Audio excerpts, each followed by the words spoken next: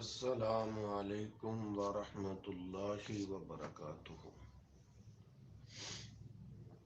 الحمد للہ وحدہ والصلاة والسلام علی من لا نبی بعد، اما بعد۔ میرے پیارے بھائیوں اور بزرگوں،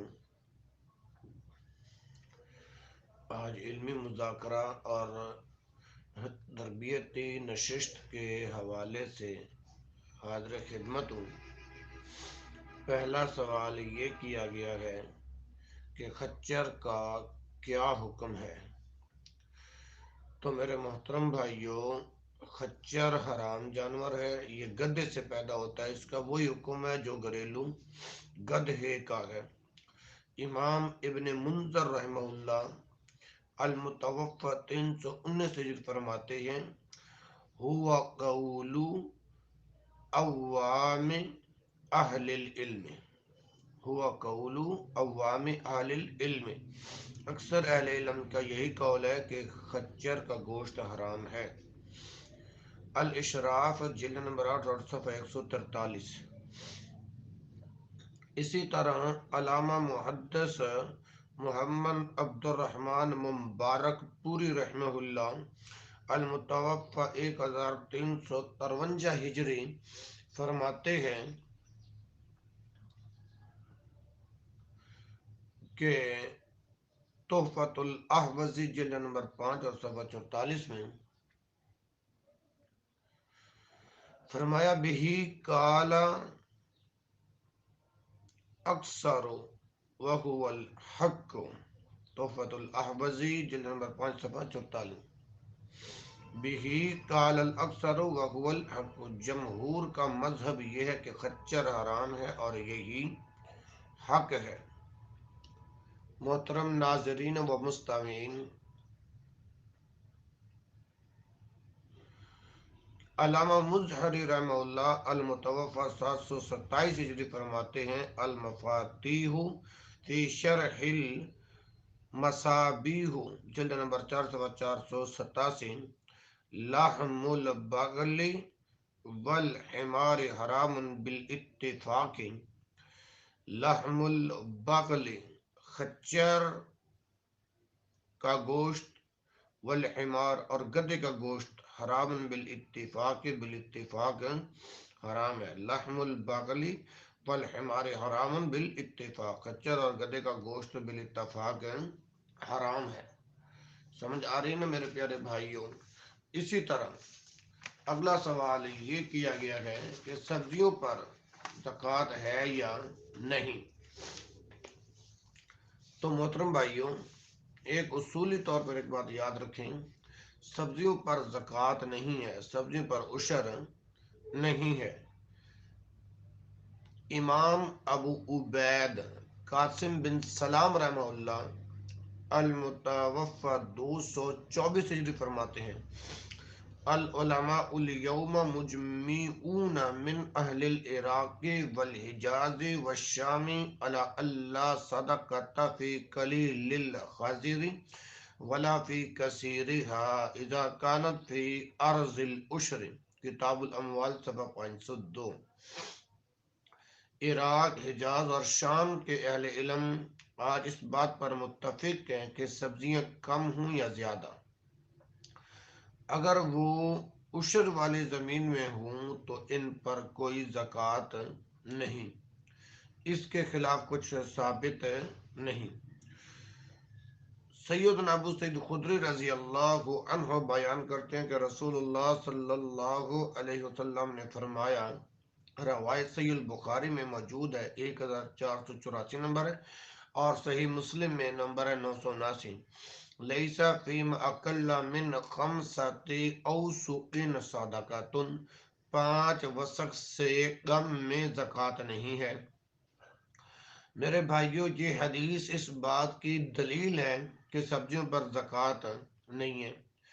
حافظ خطابی رحمہ اللہ المتوفى 388 ہجری اس حدیث کے فوائد میں لکھتے ہیں، اس حدیث سے ان اہل علم نے استدلال کیا ہے جن کے نزدیک کسی بھی سبزی پر زکوٰۃ واجب نہیں، کیونکہ ان کے بقول سبزی کو ماپا نہیں جاتا، جبکہ حدیث میں زکوٰۃ اسی چیز کے لیے مقرر کی گئی ہے جس کو ماپا جا سکے، جیسا کہ دانے اور غلہ ہوتا ہے۔ جن چیزوں کو ماپا نہیں جاتا وہ زکوٰۃ سے مستثنیٰ ہیں، جیسا کہ پھل اور سبزیاں وغیرہ۔ اکثر اہل علم یہی بات کہتے ہیں سوائے امام ابو حنیفہ کے، وہ سبزیوں میں بھی زکوٰۃ کو واجب کہتے ہیں۔ معالم السنن جلد نمبر 2 صفحہ 14۔ حافظ ابن حجر رحمہ اللہ المتوفی 852 ہجری لکھتے ہیں فتح الباری جلد نمبر 3 صفحہ 350 کے اندر کہ امام ابن منذر رحمہ اللہ نے اس پر اجماع نقل کیا ہے کہ 5 وسق سے کم زمینی پیداوار پر عشر نہیں ہوتا، سوائے امام ابو حنیفہ کی۔ وہ کہتے ہیں کہ ہر اس چیز پر عشر ہوگا جس کی کاشت کا مقصد زمین کی نمو ہو، سوائے لکڑی، بانس، بھنگ اور اس درخت کے جس پر پھل نہ لگتا ہو۔ یہ کہنا کہ یہ حدیث صرف تجارت کے بارے میں ہے درست نہیں۔ اس سے مراد یہ ہے کہ جس پیداوار میں زکوٰۃ ہے، اس میں زکوٰۃ کا نصاب کم از کم 5 وسق ہے۔ عظیم تابعی میمون بن مہران رحمہ اللہ سے سبزیوں پر زکوٰۃ کے بارے میں پوچھا گیا تو انہوں نے فرمایا لیس فیہا زکوٰۃ حتی تباع فاذا بیعت وبلغت 200 درہم فإن فیہا 5 دراہم۔ کتاب الاموال صفحہ 502 وسندہ حسن۔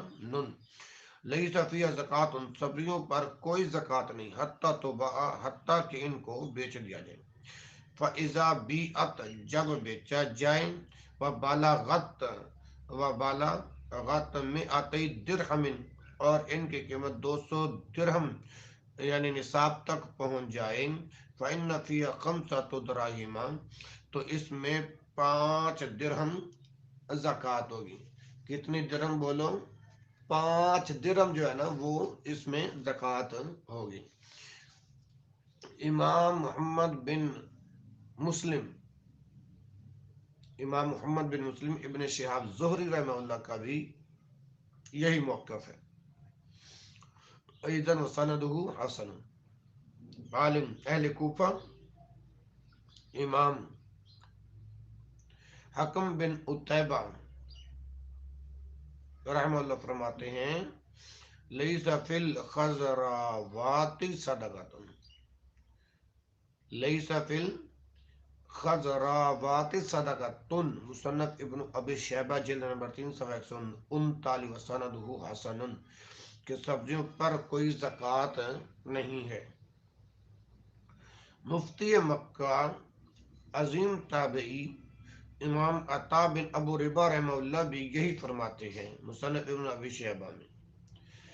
امام اہل شام مقبول تابعی رحمہ اللہ فرماتے ہیں لیس فی الخاضر زکوٰۃ الا ان یسیر مالا فیکون فیہ زکوٰۃ، سبزیوں پر کوئی زکوٰۃ نہیں، لیس فی الخاضر زکوٰۃ، سبزیوں پر کوئی زکوٰۃ نہیں، الا ان یسیر مالا، ہاں اگر ان کو بیچ کر مال بنا لیا جائے، فیکون فیہ زکوٰۃ، تو اس میں زکوٰۃ ہوگی۔ مصنف ابن ابی شیبہ جلد نمبر 3 صفحہ 139 وسندہ حسن۔ ہاں جی، اگلا سوال یہ ہے حدیث جو بھی زمین سے نکلے اس پر عشر ہے کیا کی استناد حیثیت کیا ہے؟ حدیث کی کتابوں میں میرے بھائیو ان الفاظ سے کوئی حدیث مروی نہیں۔ فقہ حنفی کی کتاب ہدایہ میں یہ روایت بے سند منقول ہے۔ الہدایہ جلد نمبر 1 صفحہ 107 پر یہ عبارت موجود ہے۔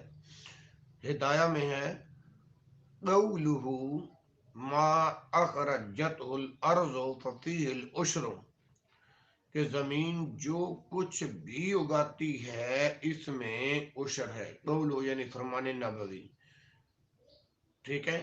یہ لفظ، یہ عبارت الہدایہ میں ہے۔ ہدایہ کے جلد نمبر 1 اٹھاؤ صفحہ 107 کھولو۔ ما اخرجت الارض ففیہ العشر، زمین جو کچھ بھی اگاتی ہے اس میں عشر ہے۔ علامہ عین حنفی رحمہ اللہ فرماتے ہیں البنایا کی جلد نمبر 300 میں، حاذ الحدیث غریب بحاذ اللفظ، ان الفاظ کے ساتھ یہ حدیث ہے بے اصل ہے۔ ہاں جی، اگلا سوال ہے حلال جانوروں کے پیشاب کا کیا حکم ہے؟ حلال جانوروں کا پیشاب پاک ہے۔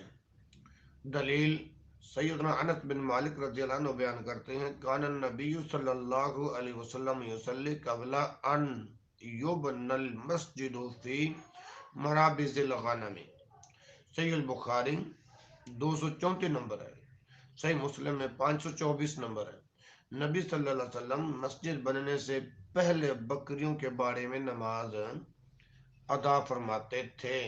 کان النبی صلی اللہ علیہ وسلم یصلی قبل ان یبنى المسجد فی مرابض الغنم،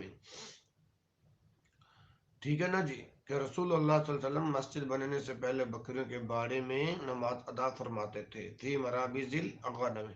اس حدیث سے بھی ائمہ حدیث اور فقہائے امت نے حلال جانوروں کے پیشاب کے پاک ہونے کو ثابت کیا ہے۔ اور سیدنا عبداللہ بن عباس رضی اللہ عنہ بیان کرتے ہیں انہو قیل لعمر بن الخطاب، انہو قیل لعمر بن الخطاب حدثنا من شأن ساعة الأسرة فقال عمر خرجنا إلى تبوك في غيظ شديد فنزلنا منزلا أصابنا فيه آتش حتى ظننا أن ركابنا ستنقطع حتى أن كان الرجل ليذهب يلتمس الماء فلا يرجع حتى يظن أن ركبته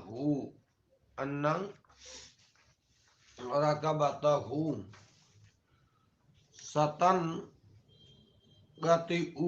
حتى إن الرجل ينهر بعيره فيأسر فرسه فيشربه ويجعل ما بقي على كبده، فقال أبو بكر الصديق يا رسول الله صلى الله عليه وسلم إن الله قد عودك في الدعاء خيرا فادع لنا، فقال أتحب ذلك؟ قال نعم، فرفع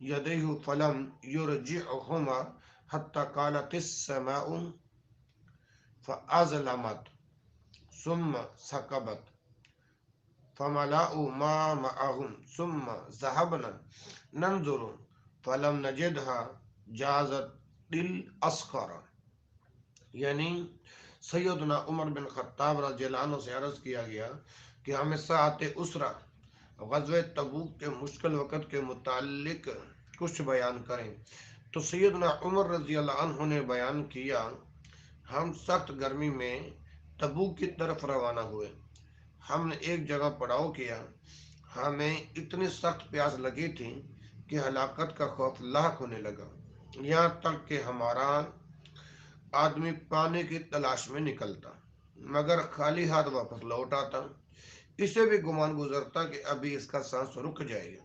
بالآخر ایک شخص نے اپنا اونٹ ذبح کیا، اس کی اوجری نچوڑی اور اس سے نکلنے والا پانی پی لیا، اس کا بقیہ حصہ اپنے جگر پر رکھ لیا۔ سیدنا ابو بکر صدیق رضی اللہ عنہ نے عرض کیا اے اللہ کے رسول ان اللہ قد عودک فی الدعاء خیرا فادع لنا، بلا شبہ اللہ تعالیٰ آپ کو دعا کا بہترین بدلہ دیتا ہے، آپ اللہ سے دعا فرمائیے۔ فرمایا کیا آپ یہ چاہتے ہیں؟ فقال اتحب ذالک، کیا آپ یہ پسند کرتے ہیں، یہ چاہتے ہیں؟ قال نعم، عرض کیا جی ہاں، تو فرفع یدیہ، تو رسول اللہ صلی اللہ علیہ وآلہ وسلم نے دعا کے لیے ہاتھ اٹھائے. فلم یرجعہما، ابھی ہاتھ نیچے نہیں کیے تھے. حتی قالت السماء فاظلمت، تو بادل گرجنے لگے. ثم سکبت فملأوا ما معهم. یہاں پر جو لوگ کہتے ہیں کہ رسول اللہ صلی اللہ علیہ وسلم سے ہاتھ اٹھانے ثابت نہیں ہے، فرفع یدیہ کا وہ کیا معنی کریں گے؟ تو رسول اللہ صلی اللہ علیہ وسلم نے دعا کے لیے ہاتھ اٹھائے، ابھی ہاتھ نیچے نہیں کیے تھے کہ بادل گرجنے لگے، گھٹائیں چھا گئیں اور خوب برسی. تو صحابہ کرام رضی اللہ عنہم نے برتن بھی بھر لیے. فملأوا ما معهم ثم ذهبنا ننظر، ہم نے غور کیا تو معلوم ہوا فلم نجدها جازت الاصغر، کہ یہ بارش ہمارے لشکر پر ہی برسی ہے. ہم نے غور کیا تو معلوم ہوا کہ یہ بارش ہمارے لشکر پر ہی برسی ہے. صحیح ابن خزیمہ اپنا 101 نمبر ہے، اور صحیح ابن حبان 1383 نمبر ہے. وسندہ صحیح. اس حدیث کو امام حاکم رحمہ اللہ 566 نے بخاری و مسلم کی شرط پر صحیح کہا ہے، اور حافظ ذہبی رحمہ اللہ نے موافقت کی ہے. ٹھیک ہے جی. اللہ اکبر. محدثین کرام نے اس حدیث سے حلال جانوروں کے پیشاب کے پاک ہونے پر دلیل پکڑی ہے. بہت ساری احادیث اس موقف کی مؤید ہے. جی اگلا سوال یہ کیا گیا کہ گائے کی قربانی میں کتنے حصے کیے جا سکتے ہیں؟ میرے بھائیوں، گائے کی قربانی میں زیادہ سے زیادہ 7 حصے کیے جا سکتے ہیں. اکیلا شخص بھی گائے قربان کر سکتا ہے. ایک گائے میں 2، 4، 5 افراد بھی شریک ہو سکتے ہیں. 7 حصے کرنا ضروری نہیں ہے. سیدنا عبداللہ بن عباس رضی اللہ عنہ بیان کرتے ہیں کہ ہم نبی اکرم صلی اللہ علیہ وسلم کے ساتھ سفر میں عید الاضحیٰ کے موقع پر اونٹ میں 10 اور گائے میں 7 آدمی شریک ہوئے. مسند الامام احمد 2488، السنن الکبری للنسائی 4123، 4392، 4482، سنن الترمذی میں 905، سنن ابن ماجہ میں 3131، المستدرک للحاکم جلد نمبر 4 صفحہ 230، وسندہ حسن.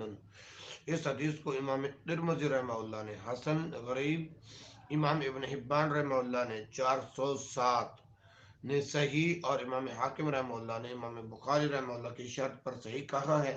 حافظ ذہبی رحمہ اللہ نے ان کی موافقت کی ہے. سیدنا جابر بن عبداللہ رضی اللہ عنہما بیان کرتے ہیں کہ ہم نے حدیبیہ والے سال نبی کریم صلی اللہ علیہ وسلم کے ساتھ قربانی کی.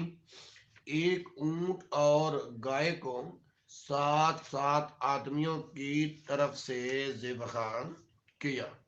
صحیح مسلم میں یہ حدیث موجود ہے 1318. جی اگلا سوال ہے، کیا گائیوں پر زکوٰۃ ہے؟ بہت اہم سوال کیا آپ نے ہے. تو چرنے والی گائیوں پر زکوٰۃ ہے، فارم میں پالی جانے والی گائیوں پر زکوٰۃ نہیں ہے.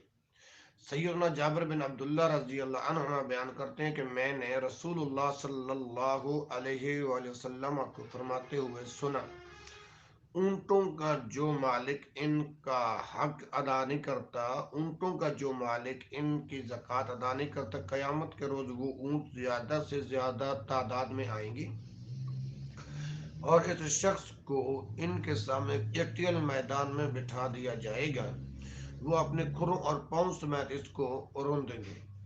گائیوں کا جو مالک ان کا حق زکوٰۃ ادا نہیں کرتا، قیامت کے روز وہ گائیوں यानी क़यामत के रोज वो गायें ज्यादा से ज्यादा तादाद में आएंगी और इस शख्स को इनके सामने एक चटियल मैदान में बिठा दिया जाएगा। वो अपने सींगों से इसे मारेंगे और अपने पाँव से इसको रोन देंगे। बकरियों का जो मालिक इनका हक ज़कात अदा नहीं करता, क़यामत के रोज वो बकरियां ज्यादा से ज्यादा तादाद में आएंगी। उस शख्स को इनके सामने एक चटियल मैदान में बिठा दिया जाएगा। वो अपने सींगों से इसे मारेंगी और खुरों से इसको रोन देंगी।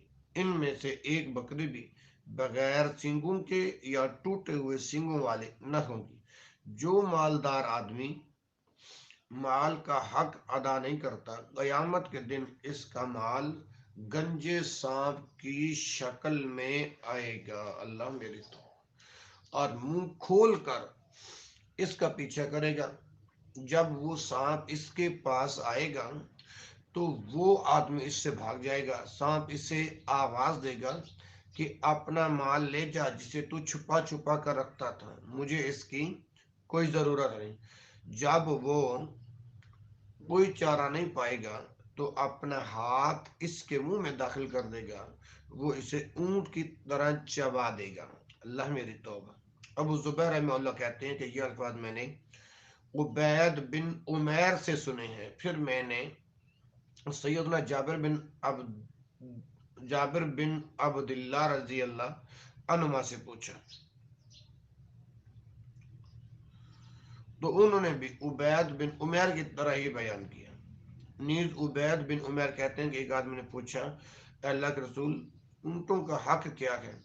फरमाया, घाट पर इसका दूध दो कर देना, घाट पर इसका दूध दोह कर देना, पानी पिलाना, जुफ्ती के लिए मुस्तेआर देना, तोहफे में देना और अल्लाह के रास्ते में इस पर संवार करना। सही मुस्लिम 988 27, अल मुंतका लिब्नुल जारूद 335।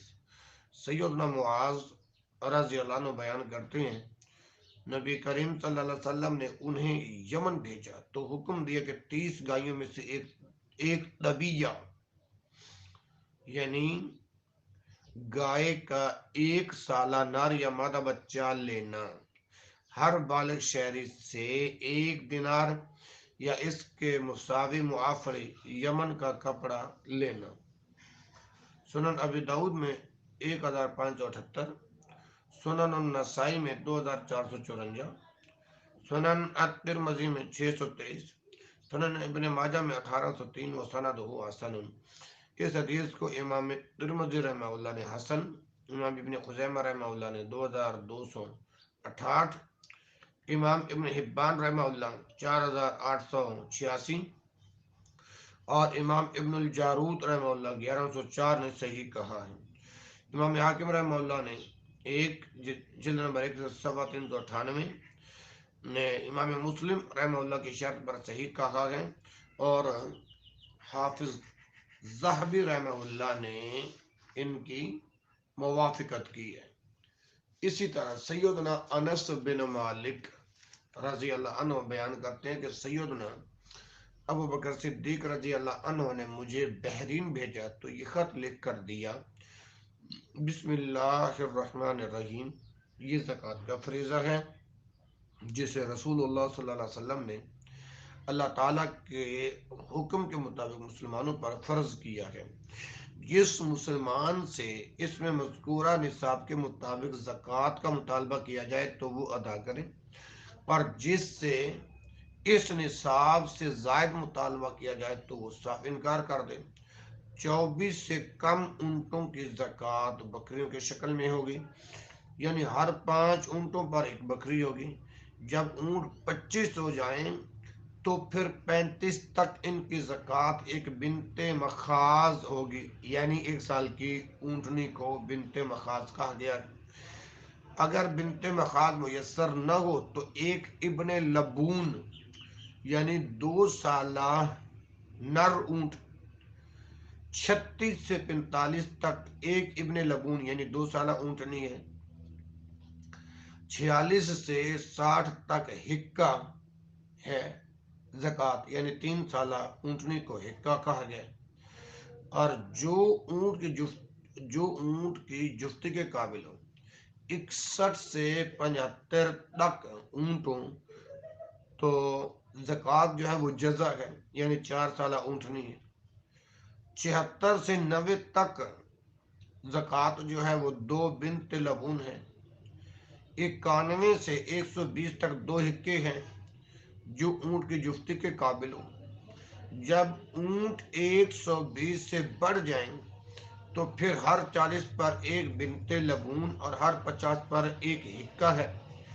अगर फरीज़ाए ज़कात की अदायगी में, ये मसला अच्छी तरह से नशीन कर लें भाइयों, क्योंकि आपने बात के अंदर फिर भी पूछने, अगर फरीज़ा ज़कात की अदायगी में ऊँटों की उम्रें मुख्तलिफ हो, मसलन किसी के ज़िम्मे ऊँटों की ज़कात में जज़ा वाजिब है लेकिन इसके पास जज़ा नहीं बल्कि हिक्का है, तो इससे हिक्का कबूल कर लिया जाएगा और साथ 2 बकरियां या 20 दिरहम लिए जाएंगे। अगर किसी के ज़िम्मे हिक्का है लेकिन इसके पास हिक्का नहीं बल्कि जज़ा है, तो वो जज़ा ही इससे कबूल कर लिया जाएगा और ज़कात वसूल करने वाला अपनी तरफ से इसे 2 बकरियां या 20 दिरहम वापस करेगा। इसी तरह अगर किसी के ज़िम्मे हिक्का है तो वो इसके पास नहीं है, अगर किसी के ज़िम्मे हिक्का है और वो इसके पास नहीं है बल्कि इसके पास बिन्ते लबून है, तो वो इससे कबूल कर ली जाएगी। नीज वो 2 बकरियां या 20 दिरहम भी साथ देगा। अगर किसी के ज़िम्मे बिन्ते लबून है लेकिन इसके पास बिन्ते लबून नहीं बल्कि हिक्का है, तो वो हिक्का ही इससे कबूल कर लिया जाएगा और ज़कात वसूल करने वाला अपनी तरफ से इसे 2 बकरियां या 20 दिरहम वापस करेगा। इसी तरह अगर किसी के ज़िम्मे बिन्ते लबून है और वो इसके पास नहीं है बल्कि इसके पास बिन्ते मखाज है, तो वो इससे कबूल कर ली जाएगी। नीज वो 2 बकरियां या 20 दिरहम भी साथ देगा। अगर किसी के ज़िम्मे बिन्ते मखाज है लेकिन इसके पास बिन्ते मखाज नहीं बल्कि बिन्ते लबून है, तो वो बिन्ते लबून ही इससे कबूल कर लिया जाएगा और ज़कात वसूल करने वाला अपनी तरफ से इसे 2 बकरियां या 20 दिरहम वापस करेगा। समझ आ रही है ना जी? अगर किसी के पास बिन्ते मखाज न हो बल्कि इब्ने लबून हो, यानी 2 साला नर ऊँट हो, तो इससे सिर्फ यही कबूल किया जाएगा, साथ कुछ न लिया जाएगा। अगर किसी के पास सिर्फ 4 ऊँट हैं तो इस पर ज़कात फर्ज नहीं। अगर इसका मालिक अपनी मर्जी से नफली सदका करना चाहे तो कर सकता है। अगर 5 ऊँट हो तो 1 बकरी वाजिब है। बकरियों की ज़कात यूं है कि 40 से लेकर 120 चरने वाली बकरियों पर 1 बकरी वाजिब है और जब 120 से बढ़ जाएं तो 200 तक 2 बकरियां वाजिब हैं। 200 से बढ़ जाएं तो 3 बकरियां जो अपना बढ़ जाएं तो 300 तक 3 बकरियां वाजिब हैं। समझ आ रही है कि नहीं? जब 200 से बढ़ जाएं तो 300 तक 3 बकरियां वाजिब हैं। जब 300 से भी बढ़ जाएं तो फिर हर 100 पर 1 बकरी वाजिब है। बूढ़ी या ऐबदार बकरी ज़कात में कबूल नहीं की जाएगी, ना ही बकरा कबूल किया जाएगा। हाँ, अगर ज़कात वसूल करने वाले की मर्जी हो तो ठीक है। इसी तरह ज़कात के डर से अलग अलग चरने वाली बकरियों को इकट्ठा किया जाए, ना इकट्ठी चरने वालियों को अलग अलग किया जाए। और जो जानवर 2 आदमियों के मुश्तरका हों तो वो मसावी तौर पर ज़कात का हिस्सा निकालेंगे। अगर किसी शख्स की चरने वाली बकरियां 40 से एक भी कम हो, अगर किसी शख्स के चरने वाली बकरियां 40 से एक भी कम हो तो इस पर ज़कात वाजिब नहीं। अगर मालिक देना चाहे तो इसकी मर्जी।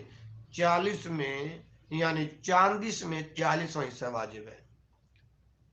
سمجھ آ رہی کہ نہیں؟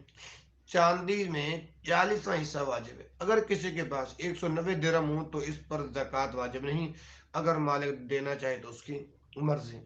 مزید تفصیل کے لیے آپ صحیح البخاری اٹھائیں اور حدیث نمبر 1448 پڑھیں، یعنی 1448 پڑھیں، پھر 1450 پڑھیں، پھر 1455 پڑھیں. آپ کو انشاءاللہ پتہ چل جائے گا. جی اگلا سوال ہے ارجا کیا ہے؟ یعنی عمل یعنی سنت کو ایمان نہ ماننا. عمل یعنی سنت کو ایمان نہ ماننا ارجا ہے. اگلا سوال، روافض اہل سنت کو صحابہ کی محبت پر ناسبی کہتے ہیں، اس کی کیا حقیقت ہے؟ اہل سنت والجماعت میرے بھائیوں تمام صحابہ سے محبت کرنا ایمان سمجھتے ہیں، ہر صحابی کو اس کا حق دیتے ہیں. اہل بیت سے محبت بھی ایمان سمجھتے ہیں. اس کے باوجود روافض اہل سنت کو ناسبی کہتے ہیں، یہ بے حقیقت بات ہے. شیخ الاسلام امام ابن تیمیہ رحمہ اللہ 728 ہجری المتوفہ ہیں، فرمایا کرتے تھے ان کان نسبا حب صحب محمد، ان کان نسبا حب صحب محمد فلیشہد الثقلان انی ناصبی. مدارج السالکین لابن القیم جلد نمبر 2 صفحہ 27. کیا فرماتے ہیں کہ ان کا نسبا حب صحاب محمد، اگر اصحاب محمد صلی اللہ علیہ وسلم سے محبت کرنا ناسبیت ہے، فلیشہد الثقلان انی ناصبی، تو جنوں انس گواہ رہیں کہ پھر میں ناسبی ہوں.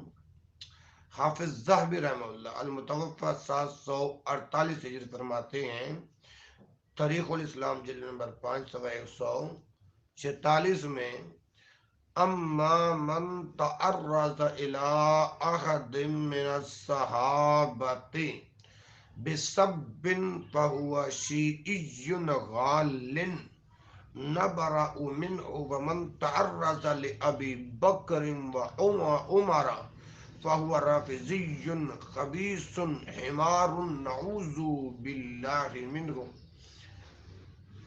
جس نے کسی ایک بھی صحابی کو برا بلا کہا وہ غالی شیعہ ہیں، ہم اس سے اعلان برات کرتے ہیں. اور جو ابو بکر و عمر رضی اللہ عنہما کی شان میں گستاخی کریں وہ خبیث رافضی اور گدھا ہیں، ہم اس سے اللہ کی پناہ میں آتے ہیں. آپ میں سے اگر کسی کے پاس طریق الاسلام ہو نا تو 5ویں جلد اٹھائیے صفحہ 146 ملاحظہ فرمائیے گا.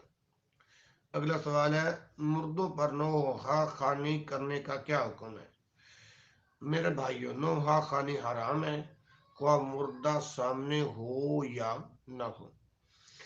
ام عطیہ رضی اللہ عنہ بیان کرتی ہیں کہ رسول اللہ صلی اللہ علیہ وسلم نے ہم سے بائیت لی کہ ہم نوحہ نہیں کریں گے. صحیح البخاری میں یہ حدیث موجود ہے، 1306 نمبر ہے، اور صحیح مسلم میں 936 نمبر ہے.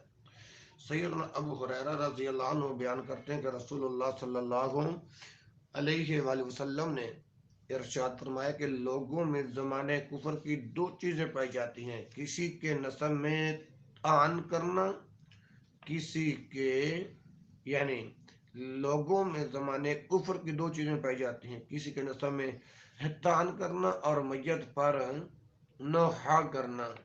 صحیح مسلم میں یہ حدیث موجود ہے، صفحہ نمبر 67 ہے. میرے بھائیوں اب نوحہ کیا ہے؟ محاسن چیخ چیخ کر بیان کیے جائیں. حادثہ کے وقت ضرورت سے زیادہ چیخو پکار امور ممنوعہ میں سے ہیں، البتہ محاسن گنوائے بغیر میت پر رو لیا جائے تو درست ہے. اس کی دلیل کیا ہے؟ سیدنا عبداللہ بن عمر رضی اللہ عنہ بیان کرتے ہیں کہ سیدنا سعد بن عبادہ رضی اللہ عنہ کسی مرض میں مبتلا ہوئے، नबी करीम सल्लल्लाहु अलैहि वसल्लम सैयदना अब्दुर्रहमान बिन औफ, सैयदना साद बिन अबी वक्कास, सैयदना अब्दुल्ला बिन मसऊद रज़ियल्लाहु अन्हुम के हमरा इनकी अयादत के लिए इनके पास तशरीफ लाए। जब आप अंदर गए तो उन्हें तीमारदारों के हुजूम में पाया। आप सल्लल्लाहु अलैहि वसल्लम ने दरियाफ्त किया, क्या वफात हो गई है? लोगों ने बताया, अल्लाह के रसूल नहीं। नबी करीम सल्लल्लाहु अलैहि वसल्लम इनके मर्द की शिद्दत देखकर रो पड़े। लोगों ने रसूलुल्लाह सल्लल्लाहु अलैहि वसल्लम को आंसू बहाते देखा तो वो भी रोने लगी।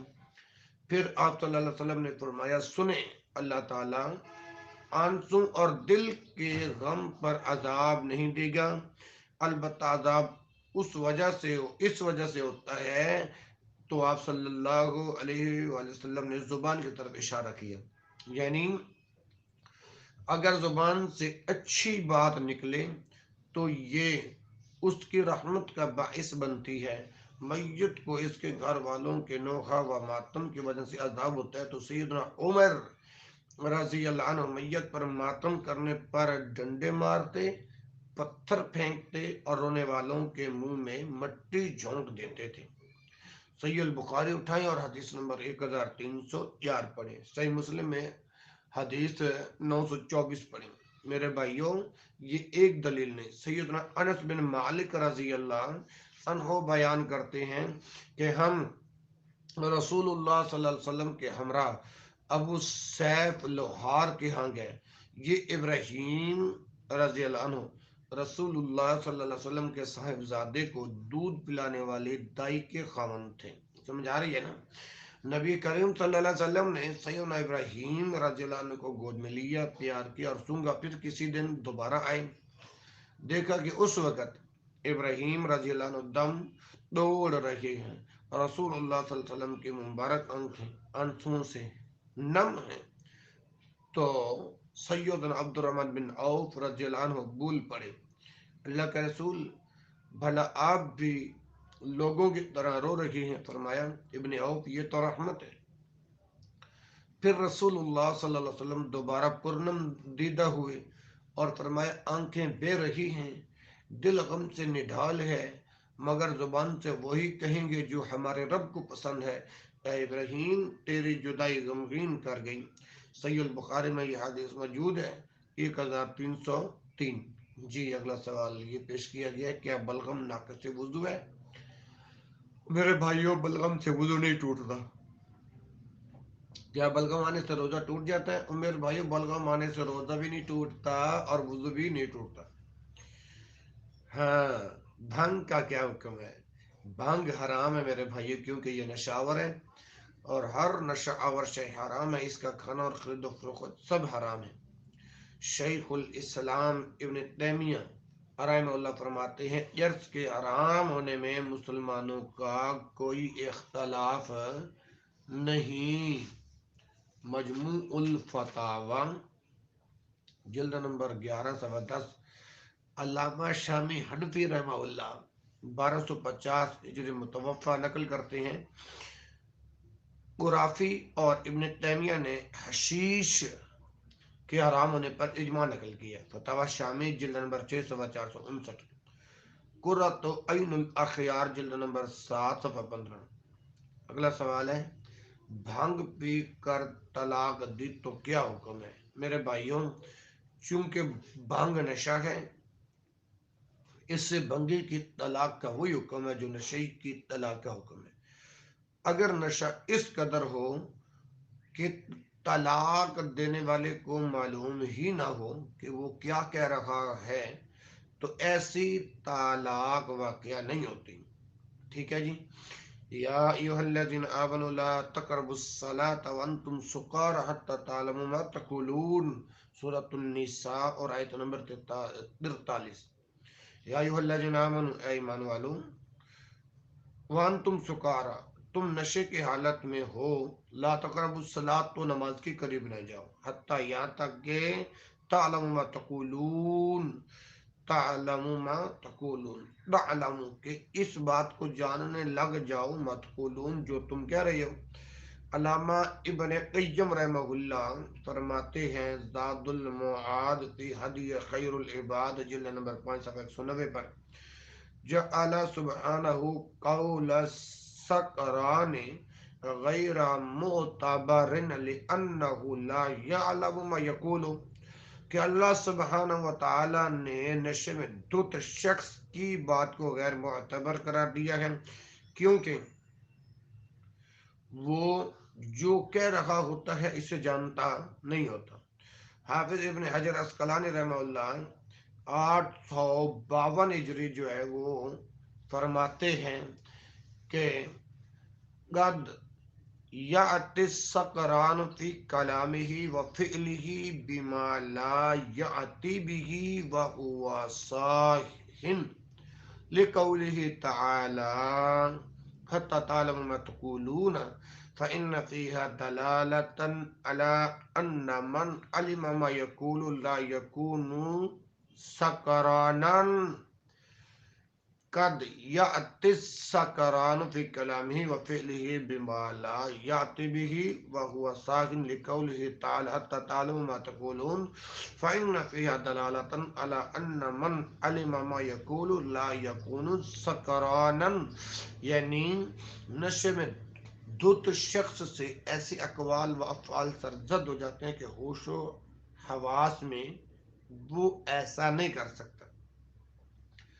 اس پر دلیل اللہ تعالی کا فرمان یہ ہے حتی تعلم ما تقولون، یہاں تک کہ تم جاننے لگ جاؤ جو تم کہہ رہے ہو۔ اس فرمان باری تعالی میں اس بات کی دلیل موجود ہے کہ جو شخص اپنی بات کو جان رہا ہو وہ نشے میں نہیں ہوتا۔ فتح الباری جلد نمبر 9 صفحہ 390۔ معلوم ہوا کہ مذکورہ بالا آیت کریمہ نشے میں دی گئی طلاق کے واقعہ نہ ہونے کی دلیل ہے، کیونکہ اس وقت آدمی کو اپنے کہے کا کوئی پتہ نہیں ہوتا۔ سیدنا جابر بن عبداللہ انصاری رضی اللہ عنہما بیان کرتے ہیں، اسلم قبیلے کا ایک آدمی نبی اکرم صلی اللہ علیہ وسلم کے خدمت اقدس میں حاضر ہوا۔ آپ صلی اللہ علیہ وسلم مسجد میں تشریف فرما تھے۔ انہوں نے آ کر بتایا کہ اس سے زنا سرزد ہو گیا ہے۔ آپ صلی اللہ علیہ وسلم نے اس سے چہرہ مبارک موڑ لیا۔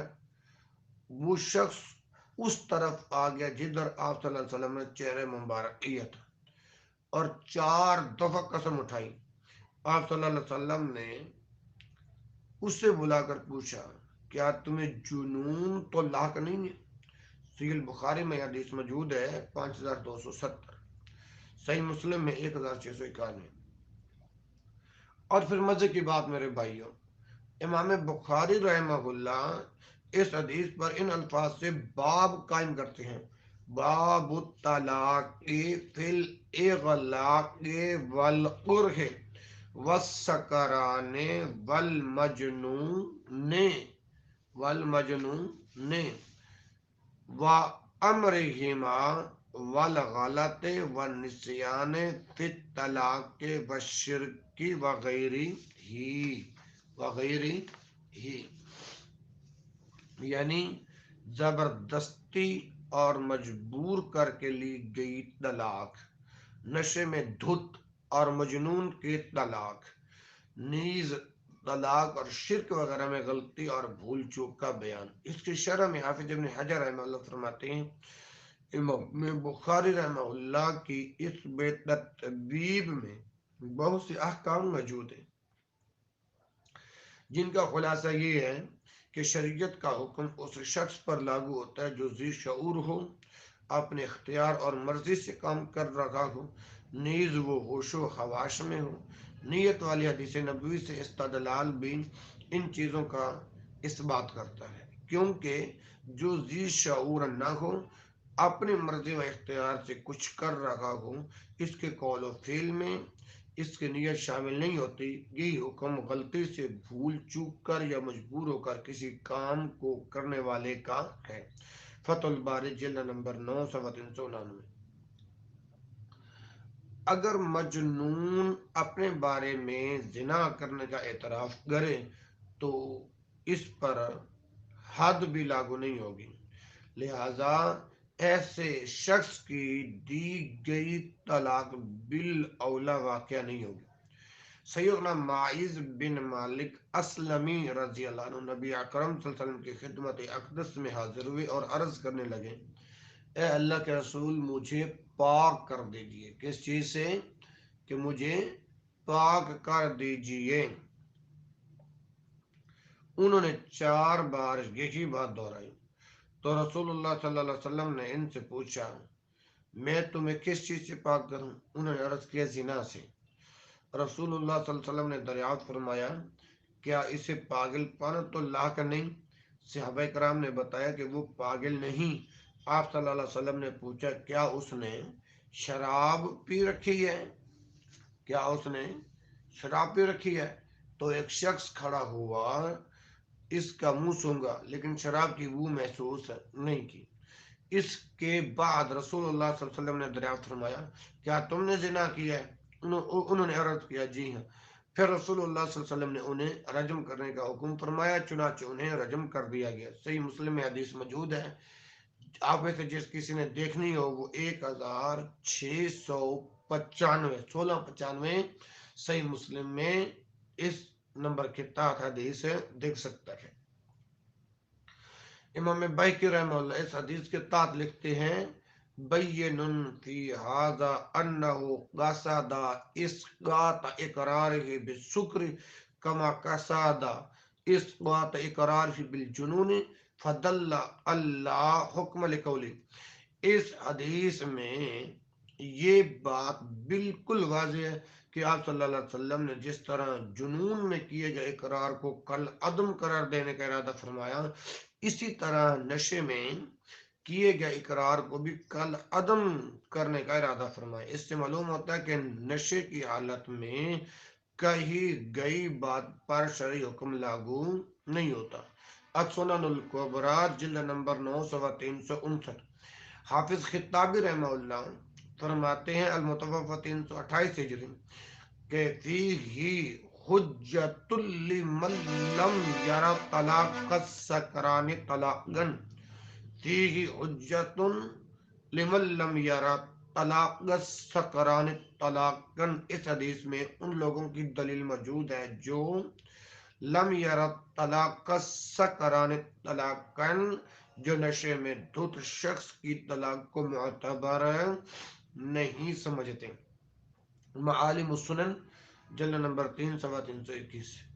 اور پھر فتاوی عالمگیری میں ہے، اجمعوا انہ لو سکر من البنج ونحوہ لا یقع طلاقہ۔ اجمعوا انہ لو سکر من البنج ونحوہ لا یقع طلاقہ۔ حنفی فقہا کا اجماع ہے کہ اگر بھنگ یا کسی چیز سے نشہ طاری ہو جائے تو اس حالت میں دی گئی طلاق واقع نہیں ہوتی۔ اسی طرح میرے محترم بھائیوں، یہ فتاوی عالمگیری آپ اٹھائیں، جلد نمبر 1 اور صفحہ 353 کھولیں، آپ کو پتہ چل جائے گا انشاءاللہ جی۔ اسی طرح الو کے متعلق کیا حکم ہے میرے بھائیو؟ الو حرام ہے، اس بارے میں کسی کو شک بھی ہے؟ اہل علم نے اسے شکاری پرندوں میں ذکر کیا ہے۔ سیدنا عبداللہ بن عباس رضی اللہ عنہ بیان کرتے ہیں، نہى النبی صلی اللہ علیہ وسلم عن کل ذی ناب من السباء وعن کل ذی مخلب من الطیر۔ نبی کریم صلی اللہ علیہ وسلم نے ہر کچلی والے درندے اور ہر پنجے والے پرندے سے منع کیا، یعنی ہر کچلی نکیلے دانت والے درندے، یعنی نکیلے دانت والے درندے اور پنجے سے شکار کرنے والے پرندے سے منع کیا۔ صحیح مسلم میں یہ حدیث موجود ہے، 1934 نمبر ہے۔ اور پھر کیا الو سے बदशगुनी लेना जायज़ है। ज़माने जाहिलियत में जिन परिंदों को शगुन के लिए इस्तेमाल किया जाता था, इनमें उल्लू का भी जिक्र किया जाता है। इस्लाम ने इन बदशगुनियों का रद्द किया है। सैयदना अबू हुरैरा रज़ी अल्लाह अन्हु बयान करते हैं कि रसूलुल्लाह सल्लल्लाहु अलैहि वसल्लम ने फरमाया, ला अदवा वला तियरत वला हमत वला सफर, यानी बीमारी बिजाते खुद मुतअद्दी नहीं, ना ही बदशगुनी है, ना उल्लू से बदशगुनी लेना जायज़ है, नीज सफर के महीने में नहुसत नहीं। सही अल बुखारी में हदीस मौजूद है 5757, सही मुस्लिम में हदीस है 2220। हाँ जी, और कोई सवाल? बस। सुब्हानक अल्लाहुम्मा व बिहम्दिका अशहदु अल्ला इलाहा इल्ला अंता अस्तगफिरुका व अतूबु इलैक व आखिरु दअवाया अनिल हम्दुलिल्लाहि रब्बिल आलमीन। आखिर में हम तमाम अहले ईमान से गुजारिश करेंगे कि इस चैनल के साथ रिलेटेड रहें। अल्लाह ताला आपको किताब सुन्नत की बहुत सारी बूंदें अता फरमाएगा। अस्सलामु अलैकुम व रहमतुल्लाहि व बरकातुहू।